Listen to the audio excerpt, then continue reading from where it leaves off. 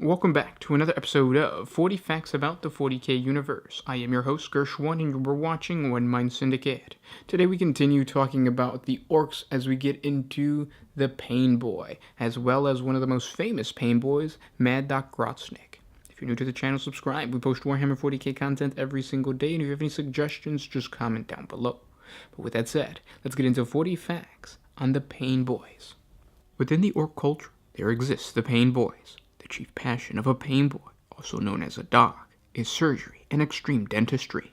The latter is often carried out during the former, as the extracted teeth pay for the extraordinary fees leveled at the customer. While the patient is safely strapped down, mouth wedged open, and internal organs exposed, he's not really in any position to argue.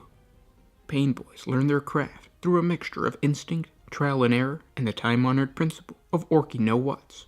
Their greatest joy in life is experimenting, a mindset that carries a lot of common ground with mechs. In many ways, Painboys are the mechs of the greenskin's physique, in that they repair, maintain, and even improve upon the orc body itself. Orcs must be wary when hiring a Painboy. For instance, if an orc suffering from a nasty case of a severed limb risks employing a doc to graft a replacement, he might end up with a local mech's cutting-edge inventions. This can be distressing for the owner of, for instance, a Rugot Mark III exploding leg, especially if it was his arm that needed attention in the first place. Painboys truly relish the implantation of bionics produced by mechs, and the professionals occasionally work together to create cyborgs. These are unstable fusions of greenskin and machine that range from orcs who have had damaged limbs replaced with wiring blades or tacks, to fully bionic boys who are more machine than orc. When this tribe is caught up in a wall, the battle raging, and the wounded lying thick on the ground, a Painboy truly comes into his own. This is a truly happy time for a doc. Never do they have a better opportunity to hone their skills, patching up the orcs in their care, and giving them a quick shot from a rusty syringe to get them back in the fray. Needless to say, times of war are extremely lucrative for Painboys. Many only follow the richest orcs into battle, hoping their charges become grievously wounded, enough to require their service. Of course, Painboys in battle aren't about to let the rest of the lads have all the fun, and will cheerfully pile into hand-to-hand combat. There they will apply their knowledge, along with an array of surgical saws and blood-encrusted scalpels, to the task of vigorously dismembering the foe. Motorized separators are thrusted into open wounds, tearing them wide and allowing the leering Painboy to harvest a choice of squishy bits from within their screaming victims.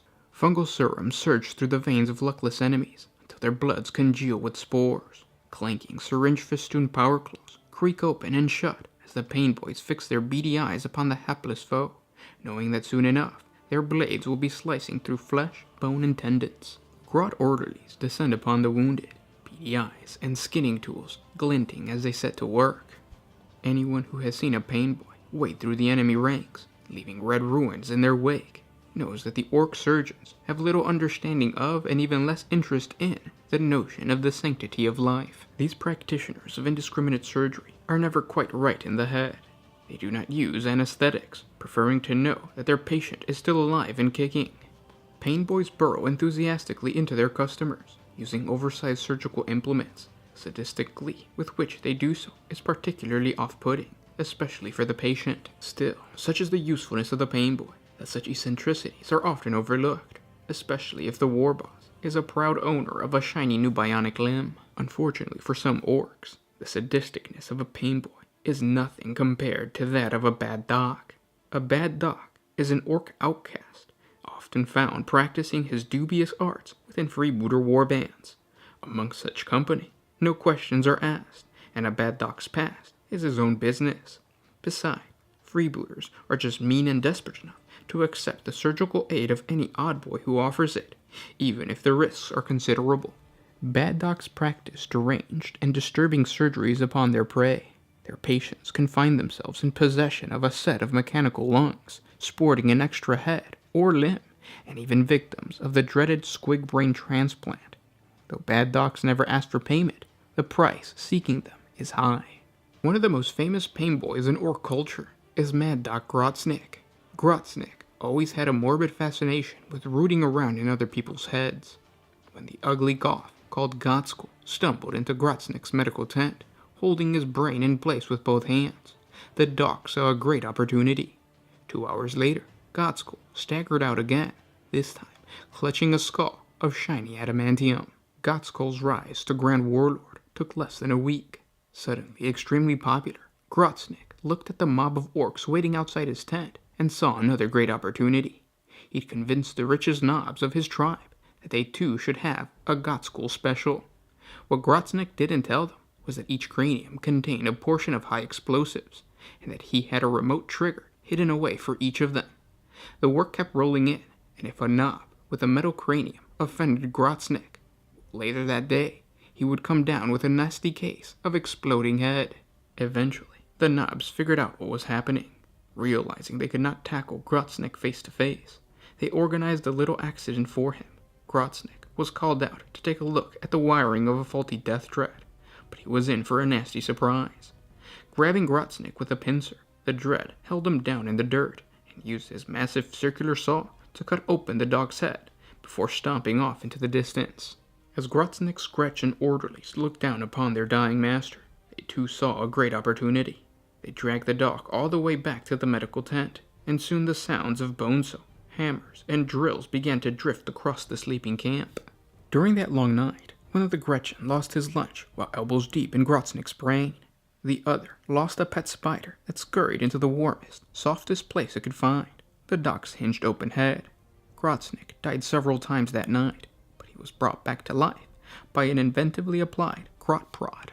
In the small hours of the morning, Grotsnik staggered out of the tent clutching his new metal skull plate, alive but quite mad. Filled with manic glee, the doc danced and sang in the moonlight, grisly explosions playing counterpoint to his operatic efforts as he triggered the knob's explosive craniums one by one. Since that day, Grotsnik's taste in surgery has become even more bizarre. He has cut off several of his own limbs, replacing them with the grafts from customers who have been overcome with generosity while out cold on the slab. He has lobotomized a fair number of the brave and foolish coming into his tent, only to replace their brains with live squigs. It is even rumored that he is building his own composite super orc out of organs and the body parts donated by his customers. Many believe that without Grotsnik's patronage, the doc would have been properly killed long ago, but the fact remains that the doc is as tough as nails and a fearsome fighter to boot. Grotsnik long ago grasped that staying in Grotsnik's good book was his ticket to glory. When Gork and Mork called the Grand Warlord away from Armageddon for greater things, Grotsnik went along for the ride. As Grotsnik subjugates rival warlords and adds his forces to his own, Grotsnik picks over the casualties and takes the best of the defeated knobs for his own projects. Grotsnik even bullies rival Painboys into working for him as orderlies, much to their chagrin. Most of these press gang Painboys vanish altogether when the doc tires of their grumbling, and rumors persist of Grotsnik's ghoulish brain bot, in which he supposedly preserves the accumulated know-whats of his failed orderlies for later reference. Doc Grotsnik may have spent many years in the company of Goths, but he has always been a death skull at heart. Of late, he has returned to his roots by gathering a warband of death skulls, painboys, and freebooters, and setting out to harvest not scrap metal, but corpses from the battlefield. His corpse looters typically prefer to get stuck in and generate a solid body count before picking over the dead and wounded, and dragging away all those that catch Grotsnik's eye. His warband boasts many cyborgs, along with biologically customized monsters that Grotsnik has taken to calling the Stitch Boys.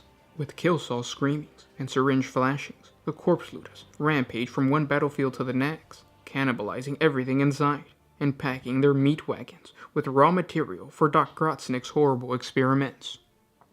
Grotsnik knows of Mad Doc's projects, and the growing resentment for them amongst his subservient warbosses, yet he has taken no action to curb Grotsnik's enthusiasm. For many, this raises the question of what precisely the doc is working on for his master, and what manner of horrors may be revealed when Grotsnik finally considers his final project to be complete. And those were 40 facts on the Painboys. Thank you guys so much for everything, and I'll talk to you tomorrow. This is Gershwan with One Mind Syndicate signing out. Oh,